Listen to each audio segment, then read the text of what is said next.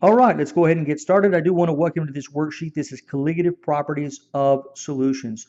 We won't need a calculator or a periodic table for this one, so we're just going to go ahead and get started. So here we go. It says use the following table to answer questions 1 through 3. So in this table we have 4 different solutions, and it lists the densities of those solutions in grams per liter, the boiling point in degrees Celsius, and the freezing point in degrees Celsius. So let's look at the first question. It says, which of the following properties or which properties in the table are colligative properties? So they list 3: density, boiling point, and freezing point. Density, boiling point, and freezing point. Now, what do we mean by colligative property? Well, a colligative property is a property that depends on the amount of solute in the solvent. In fact, to be more specific, it depends on the number of electrolyte particles in the solute. Now, we'll talk a little bit more about what that means in just a moment. But for now, here's what I want you to know. I want you to see that as you increase the amount of solute in the solvent, the boiling point increases. Remember that the boiling point of water is 100 degrees even. That's Celsius, of course. If you've got a 1 molar ethanol solution, it bumps it up to 100.5. If you've got a 1 molar hydrochloric acid solution, it's going to raise to 101, and it's going to be the same for sodium chloride. But for a 2 molar sodium chloride solution, it's going to be 102.1 molar. Notice also that for the 1 molar ethanol solution, the freezing point is lowered to negative 1.8. For both the 1 molar hydrochloric acid and the sodium chloride solutions, the freezing temperature is the same. So we're going to make note of the boiling temperature here being the same and the freezing temperature here being the same for the hydrochloric acid and the sodium chloride solutions. That's going to be important. And finally, we've got the 2 molar sodium chloride solution, and it raises the boiling point even more, and it lowers the freezing point again even more. So which are colligative properties? Well, notice that there's no real consistency to the density changes. If we go from 1 molar C2H5OH to 1 molar HCl, they're different numbers, first of all, but we have 2 electrolytes in the HCl. And by the way, let me show you how that works. If we've got hydrochloric acid and we put that into water, the hydrochloric acid is going to dissociate into H plus and Cl minus. If I put NaCl in water, it's going to do the same thing, but this time with Na plus and Cl minus. Now that's important because of the fact that for both hydrochloric acid and sodium chloride, we have 2 different electrolytes, H plus and Cl minus, or Na plus and Cl minus. So the colligative properties, though, then are boiling point and freezing point. Boiling point and freezing point are the colligative properties that we see from this table, but not density. So density is not a colligative property. Let's look at number 2. It says, what can you conclude about the relationship between colligative properties and the number of ions from the 1 molar sodium chloride and the 2 molar sodium chloride solution? So let's take a look at those. So we're comparing the last 2 rows, a 1 molar sodium chloride solution and the 2 molar sodium chloride solution. Let's take a look at boiling point. Notice that the boiling point increases. Now it doesn't increase by, it increases by, with a 1 molar sodium chloride solution from 100 to 101. But if you go up to 2 molar, it doesn't go to exactly to 102. So it increases, but not exactly 102. Nonetheless, there's an increase from 1 molar to 2 molar of sodium chloride, increase in boiling temperature. Likewise, if we look at the freezing temperature, if you go from 1 molar to 2 molar sodium chloride, there's going to be a decrease in freezing temperature going in that direction. So what can you conclude about the relationship between colligative properties and the number of ions in solution from 1 and 1.0 and 2.0 molar sodium chloride solutions? Colligative properties depend on the number of electrolytes in solution. Not the type, but the number of electrolytes in solution.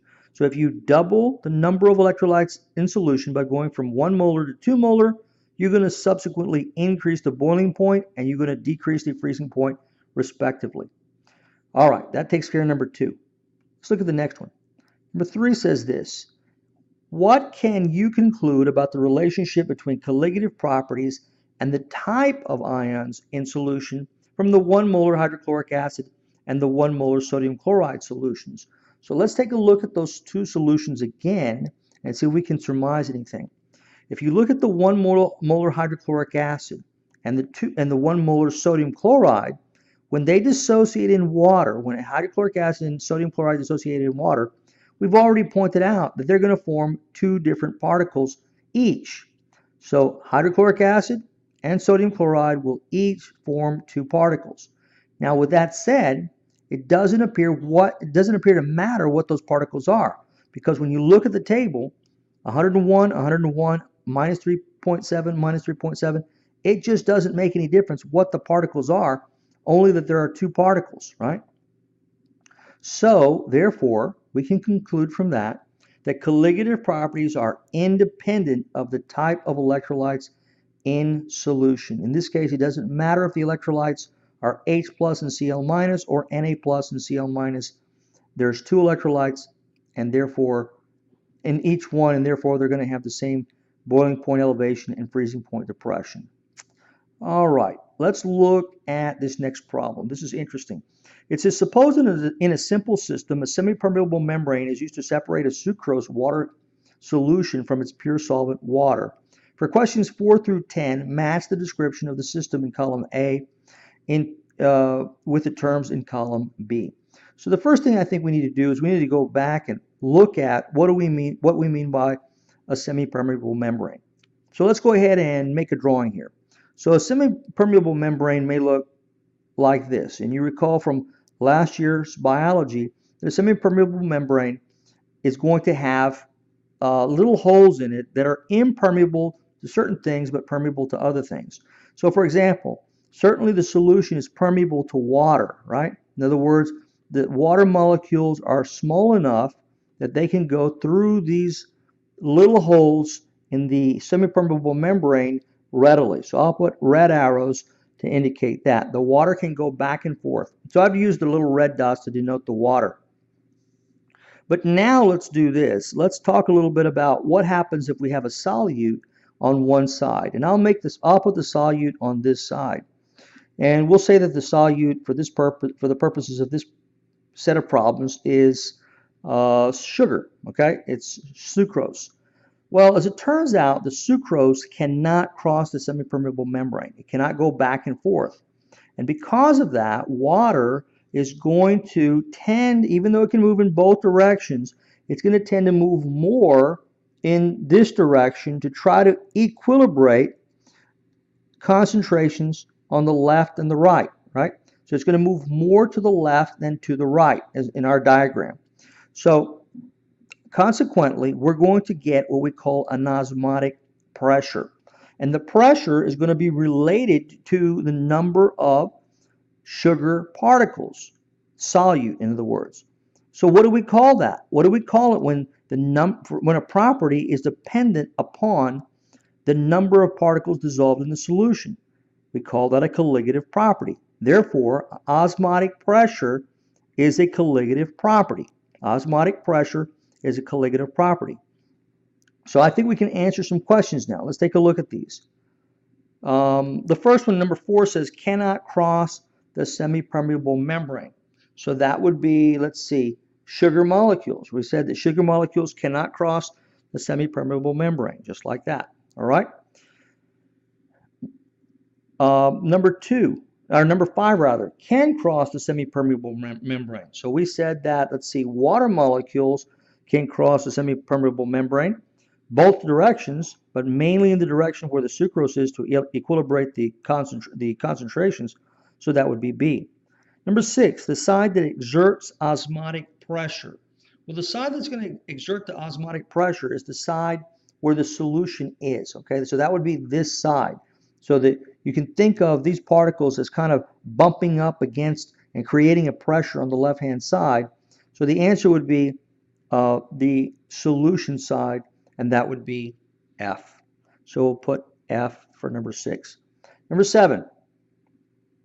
Number 7 says the diffusion of the solvent particles across the semipermeable membrane from the area of higher solvent concentration to the area of lower solvent concentration, we call that osmosis. So this one, 7, would be osmosis E. Let's look at number 8, the barrier with tiny pores that allow some particles to pass through but not others. We call that again a semi-permeable membrane, and that would be C. Number 9, the side from which more water molecules move across the semi-permeable membrane. It's going to move from the pure solvent side to the other side, from left to right, and so we're going to put G for this one right here, so G. And finally, number 10, a colligative property of solutions would be osmotic pressure. So we'll put for number 10, osmotic pressure A, and we're done. Let's just summarize then. So what we've learned from this worksheet is this. What we've learned is that 3 important colligative properties of solutions are boiling point, freezing point, osmotic pressure, but not density.